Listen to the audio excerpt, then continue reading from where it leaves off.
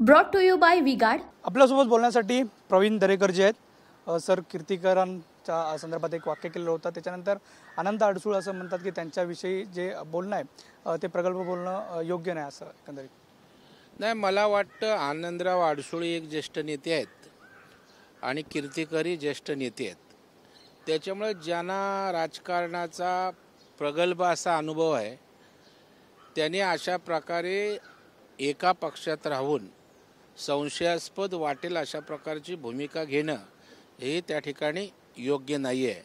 आणि त्याच्यामुळे ही लोकशाही आहे, याच्यामध्ये प्रत्येकाला मत मांडण्याचा अधिकार आहे. त्याच्यामुळे शिशिर शिंदे त्या पक्षाच्या आहेत, त्यांना जर वाटलं असेल तर त्यांनी ती व्यक्त केलेली भूमिका आहे.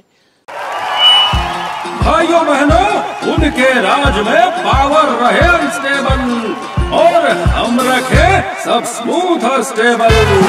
हमारा नेता कैसा हो जो स्टेबल पावर दे वैसा हो. अब की बार वी गार्ड एसी स्टेबलाइजर का चमत्कार. मी भूमिका व्यक्त केले. मला वाटतं योग्य तो निर्णय पक्षाचे प्रमुख म्हणून एकनाथरावजी शिंदे त्या ठिकाणी घेतील. मात्र ते बोलताना असंही म्हणतात की प्रवीण दरेकर म्हणजे तुम्ही आणि आशिष शेलार यांच्याबद्दल सुद्धा बोलण्यासाठी माझ्याकडे खूप काय नाही. मला वाटतं आनंदराव अडसूळांनी त्या ठिकाणी खूप आहे ते बोलून दाखवावं आणि त्यांचं काय आहे हे महाराष्ट्रातल्या जनतेला माहीत आहे. त्यांनी आता नको त्या विषयाला हात घालू नये, तर त्यांना त्रासाचं होईल. की जरांगे पाटील असं म्हणतात की आम्ही अजून सुद्धा शांतच आहोत आणि त्यांचीच लोक म्हणजे भाजप किंवा इतर जे विरोधक आहेत त्यांचीच लोक त्यांना पाडणार आणि परत मराठ्यांचं नाव घेणार असं जरांगे पाटील एकंदरीत म्हणतात. मला वाटतं जरांगे पाटील यांचा विषय आरक्षणाचा आहे, कुणबी सर्टिफिकेटचा आहे. त्या विषयासाठी मराठा समाज त्यांच्या सोबत आहे.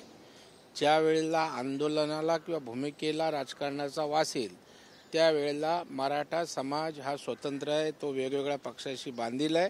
त्याच्यामुळे सर्व मराठा समाज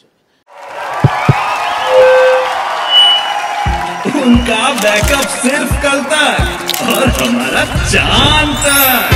हमारा नेता कैसा हो जो नॉन स्टॉप बैकअप दे वैसा हो. अब की बार वी गार्ड इन्वर्टर बैटरी का चमत्कार. त्या ठिकाणी राजकीय भूमिकेसोबत असेल असं मला अजिबात वाटत नाही.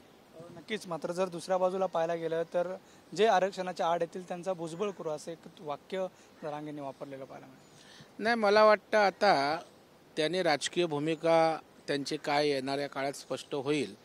आणि आता वातावरण शांत आहे, त्याच्यामुळे आता आम्ही आणखी आगीत तेल घालण्याची काय आवश्यकता नाही आहे. त्याच्यामुळे मला वाटतं थोडं सबुरीने घेऊया. नक्कीच. एक सुप्रीम कोर्टात एक याचिका सुरू आहे. मतदानाच्या वेळेला एक आकडेवारी दिली जाते आणि नंतर एक आकडेवारी दिली जाते असं काही राजकीय पक्षांनी बोललेलं होतं आणि त्यानंतर जी याचिका आहे ती सुप्रीम कोर्टात सुरू आहे. काय वाटतं याबद्दल? आता राजकीय पक्षांनी यातून बोध घ्यावा की निवडणूक आयोग असेल, सुप्रीम कोर्ट असेल, या स्वतंत्रपणे लोकशाही संविधानाला अनुसरून वागत असतात, निर्णय घेत असतात. आणि पुन्हा एकदा सुप्रीम कोर्टानं ते दाखवून दिलेलं आहे. त्याच्यामुळे शंका कुशंका टीका करणाऱ्यांचं थोबाड त्या ठिकाणी फुटलेलं आहे.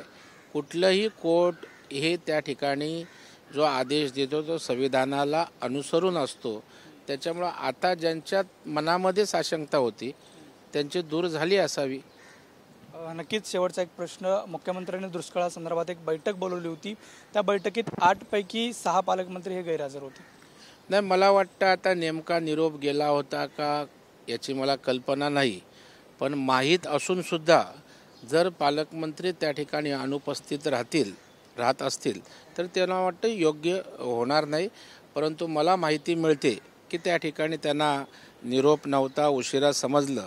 परंतु माहीत असूनसुद्धा अशा प्रकारच्या संवेदनशील प्रश्नावर प्राधान्यानं तातडीनं उपस्थित राहणं आवश्यक आहे. नक्कीच. धन्यवाद टीव्ही नाईनशी बातचीत केल्याबद्दल. एकंदरीत जर पाहायला गेलं तर अनेक प्रश्नांची उत्तर ही प्रवीण दरेकर यांनी दिलेली आपल्याला पाहायला मिळतात. पुढे आम्ही शिकवण Nandkishor Gawade, TV 9 Marathi, Mumbai. Brought to you by V-Guard.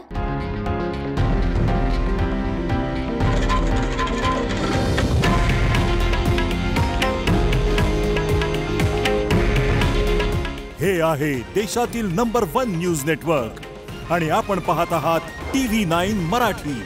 काळजी तुमची, हित महाराष्ट्राचं.